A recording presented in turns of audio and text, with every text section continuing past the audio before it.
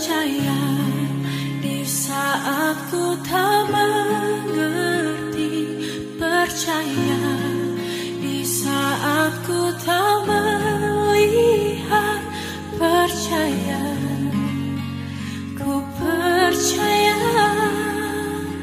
kasih-Mu sertaku, percaya berkat-Mu ada bagiku, percaya tangan-Mu tak lepaskanku, percaya, ku percaya kasih-Mu sertaku,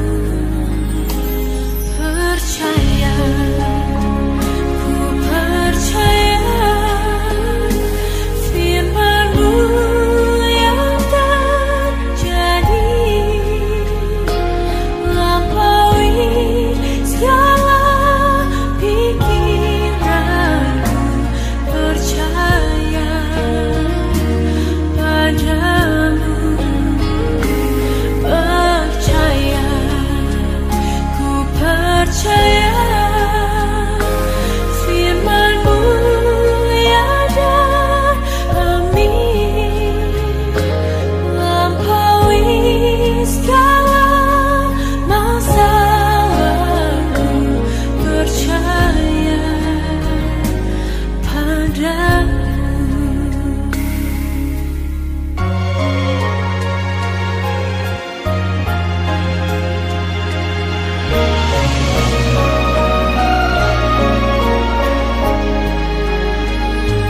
Percaya di saat ku tak mengerti, percaya di saat ku tak melihat, percaya, ku percaya kasih-Mu sertaku, percaya, ku percaya firman-Mu yang terjadi,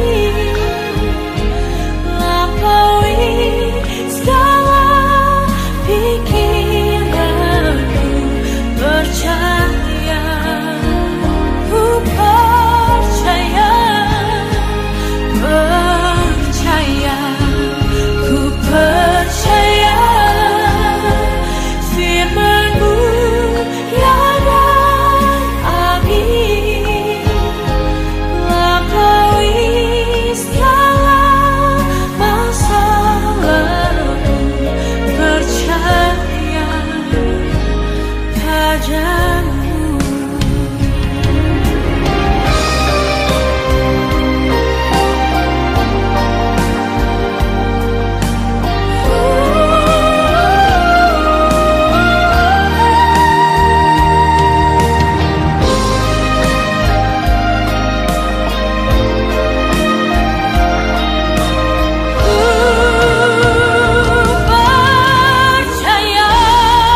Ku percaya firman-Mu yang terjadi, lampaui segala pikiranku, percaya, ku tetap percaya, percaya, ku percaya firman-Mu yang alami, lampaui segala masalahku, percaya padamu, lampaui segala masalahku, percaya padamu.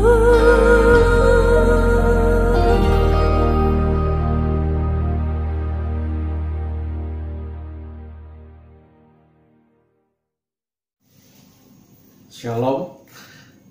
Pagi hari ini kita akan merenungkan kembali firman Tuhan. Firman Tuhan saya berjudul Percaya Saja. Nah, kita akan belajar dari sebuah kisah, yaitu kepala rumah ibadah yang bernama Yairus. Nah, kita baca dulu dalam Markus pasal yang kelima ayat yang ke-35 sampai ayat yang ke-42 mengatakan, ketika Yesus masih berbicara, datanglah orang dari keluarga kepala rumah ibadat itu dan berkata, anakmu sudah mati, apa perlunya lagi engkau menyusah-nyusahkan guru? Tetapi Yesus tidak menghiraukan perkataan mereka dan berkata kepada kepala rumah ibadat, jangan takut, percaya saja.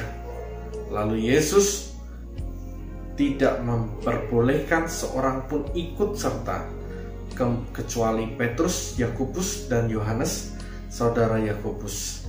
Mereka tiba di rumah kepala ibadat, dan di sana dilihatnya orang-orang ribut, menangis, dan meratap dengan suara nyaring. Sesudah ia masuk, ia berkata kepada orang-orang itu, mengapa kamu ribut dan menangis? Anak ini tidak mati tetapi tidur. Tetapi mereka menertawakan dia. Maka diusirnya semua orang itu, lalu dibawanya ayah dan ibu anak itu, dan mereka yang bersama-sama dengan dia masuk ke dalam kamar anak itu. Lalu dipegangnya tangan anak itu, katanya, talitakum, yang berarti, hai anak, aku berkata kepadamu, bangunlah. Seketika itu juga anak itu bangkit, berdiri, dan berjalan, sebab umurnya sudah 12 tahun. Semua orang yang hadir sangat takjub. Nah, saudara, seorang kepala ibadat yang bernama Yairus sedang menghadapi situasi yang sangat sulit. Dia sedang mengharapkan kesembuhan anaknya, sehingga ia datang kepada Yesus sebagai harapan bahwa Yesus bisa menyembuhkan anaknya. Namun, waktu berjumpa dengan Yesus, belum sampai Yesus menyembuhkan anaknya, dia mendengar kabar bahwa anaknya telah mati. Nah, situasi ini sulit. Kenapa? Karena saya bayangkan bahwa hari itu sudah si Yairus begitu hancurnya, hatinya begitu luluh lantah ketika dia mendengar bahwa anaknya meninggal. Dan dia ketika itu juga saya percaya bahwa dia sedang hancur harapannya. Dia sedang bahkan dipatahkan imannya. Luluh lantaklah pengharapannya akan kesembuhan itu. Pada saat itu dia berharap sekali bahwa Yesus sanggup menyembuhkannya, dan itulah satu-satunya pengharapan dia. Karena memang, saudara, dia di banyak kisah bahwa orang-orang yang menghampiri Yesus adalah orang-orang yang benar-benar mereka terjepit, benar-benar mereka ada di kehidupan yang benar-benar jalan buntu. Nah, hari itu Yairus terpuruk dengan situasi. Harapan tidak sesuai dengan kenyataan. Itulah yang dihadapi oleh Yairus.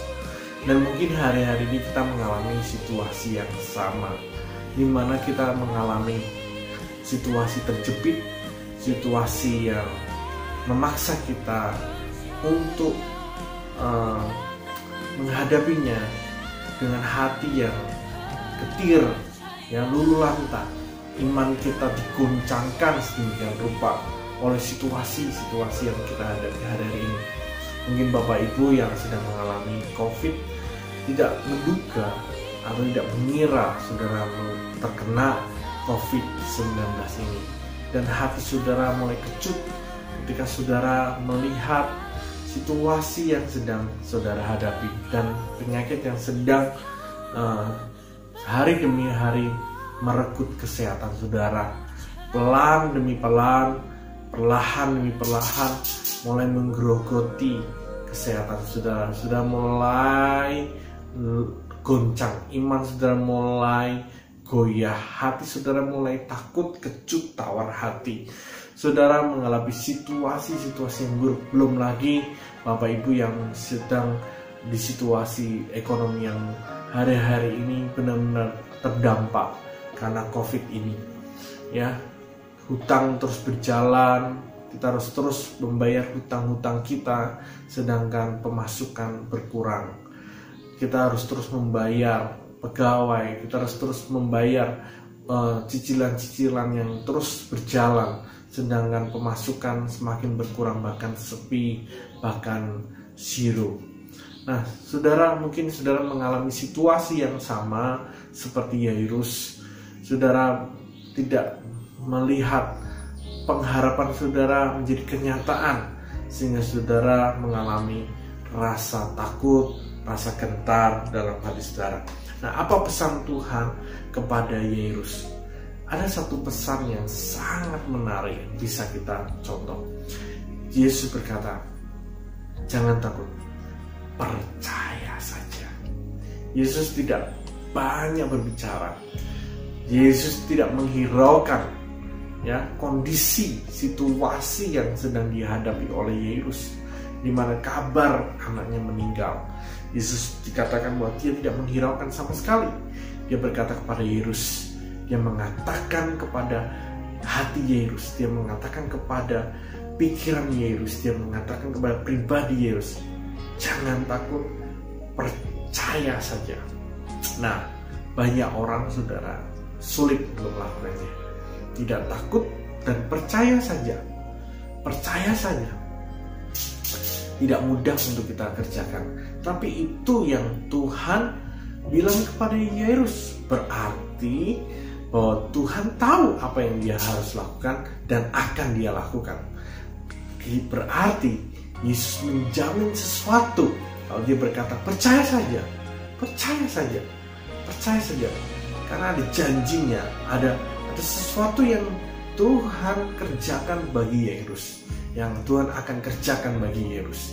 Nah, kata percaya saja itu memiliki pengertian seperti ini. Saya dapatkan pengertian adalah, yang pertama, yakin akan kesanggupan Allah. Yesus berkata kepada Yairus, percaya saja, jangan takut. Ini berkata, percaya saja, yakin saja bahwa aku sanggup melakukan segala sesuatu. Nah, Bapak Ibu saudara sekalian, mari kita belajar percaya saja. Yaitu kita percaya, kita yakin bahwa Allah sanggup melakukan segala sesuatu. Ya, bahkan dia membangkitkan orang mati saja bisa. Apalagi situasi kita hari-hari ini. Mari kita belajar, percaya saja. Iman kita aktifkan. Percaya saja kepada kesanggupan Allah. Dan percaya saja bahwa Allah sanggup mengubah segala sesuatu. Sekalipun saudara hari-hari ini mungkin saudara ada di posisi yang sangat berat, di posisi yang sangat menjepit saudara. Mari belajar percaya saja. Percaya saja berarti yakin bahwa saudara yakin akan kesanggupan Tuhan. Yang kedua, percaya saja memiliki pengertian begini, yakin bahwa Tuhan punya rencana. Nah, saudara, Tuhan berkata kepada Yairus, percaya saja, jangan takut. Artinya dia sedang akan mengerjakan sesuatu. Ya, ada maksud, ada sesuatu yang sedang dia persiapkan bagi Yairus. Nah, demikian juga kehidupan kita. Mari kita belajar percaya saja kepada Tuhan bahwa dia punya rencana, dia punya rancangan yang terbaik dalam hidup kita. Ya, ada banyak halaman yang sedang dia persiapkan buat hidup kita. Kita sedang menjalani halaman demi halaman untuk mencapai halaman yang terbaik, yang indah pada waktunya. Mari kita belajar percaya saja. Percaya saja. Ya, percaya saja itu bukan berarti saudara meniadakan perencanaan, tapi saudara percaya saja itu meniadakan kekhawatiran. Percaya saja itu merupakan sebuah keyakinan bahwa saudara yakin bahwa Allah itu punya rencana. Sekalipun saudara secara logika saudara nggak ngerti, secara pikiran saudara nggak tahu, secara selayang pandang ke depan, masa depan saudara, masa depan usaha saudara, masa depan bisnis saudara, masa depan pekerjaan saudara, masa depan hari esok hidup saudara, saudara nggak tahu. Mari kita belajar, percaya saja. Apakah penyakit saudara akan sembuh? Percaya saja, percaya saja, percaya saja. Ini pesan kami, pesan firman Tuhan, percaya saja. Saudara, sekalipun saudara di depan saudara gelap, percaya saja, percaya saja. Bayangkan Yairus juga mengalami situasi itu, dia pasti logikanya main. Nah, saya mau berkata begini, bahwa musuh terbesar iman atau percaya adalah logika. Ya, logika. Kalau logika ini saudara mulai berjalan, ya, hitung-hitungannya berjalan, lalu kemudian itu berdampak kepada iman saudara, maka itu akan menggoyahkan. Itu yang namanya rasa khawatir menguasai hidup saudara. Bukan berarti saudara nggak pakai logika ya, tapi biarkan logika saudara itu berasal dari firman. Ya, kacamata pikiran saudara itu dipakai, itu berasal dari firman-Nya. Itulah yang namanya pikiran Kristus, supaya saudara bisa berjalan dengan iman, bukan dengan melihat. Yang ketiga saudara, arti percaya saja adalah hati yang penuh dengan penyerahan diri kepada kedaulatan Tuhan. Hati yang penuh dengan penyerahan diri kepada kedaulatan Tuhan. Inilah percaya saja bahwa saudara yakin bahwa Tuhan berdaulat atas hidup saudara. Saudara yakin, saudara serahkan hidup saudara. Penuh penyerahan diri kepada kedaulatan Tuhan. Saudara, orang Kristen yang kuat, orang Kristen yang tangguh adalah orang Kristen yang mudah menyerahkan hidupnya, menyerahkan segala sesuatunya kepada Tuhan. Nah, kunci untuk memiliki kepercayaan saja kita lihat bahwa pada waktu itu Tuhan Yesus benar-benar menjaga hati dari kepala rumah ibadat itu. Ya, Yesus tidak membiarkan orang menggoyahkan imannya. Karena itu Yesus tidak peduli dengan kabar itu.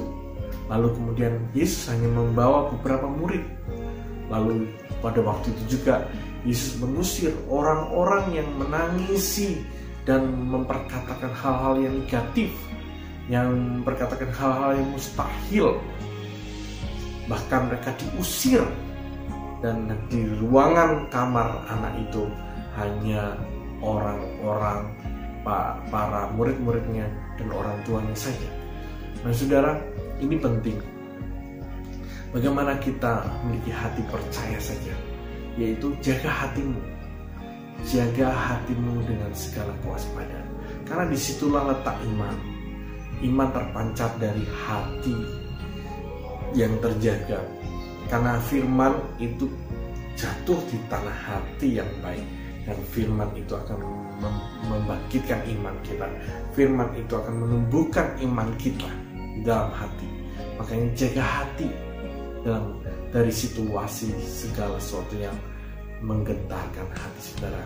Dan saya mau berkata begini, saudara, kita tidak mungkin terhindar dari kabar-kabar, berita-berita atau situasi ini yang kita dengar tiap hari, yang kita alami tiap hari, kita lihat dengan mata kepala kita sendiri.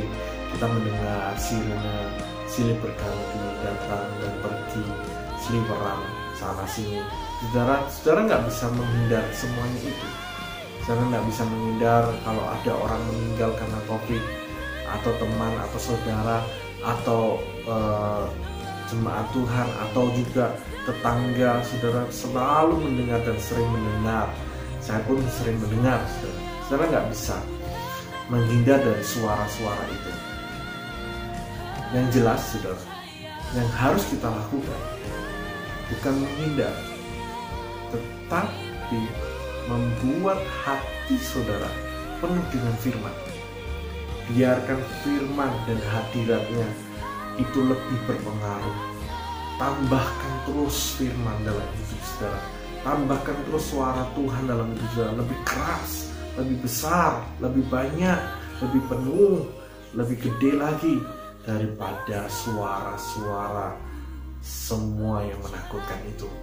Tambahkan terus hal kebajikan, tambahkan hal mulia, pikirkan hal-hal yang baik terus.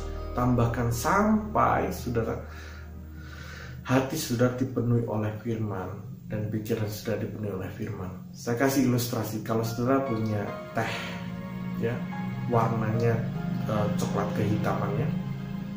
Nah, teh itu coklat kehitaman, coklat tua lah ya. Nah, saudara, bagaimana caranya gelas ini yang berisi teh ini menjadi putih? Dengan cara memenuhkan air putih.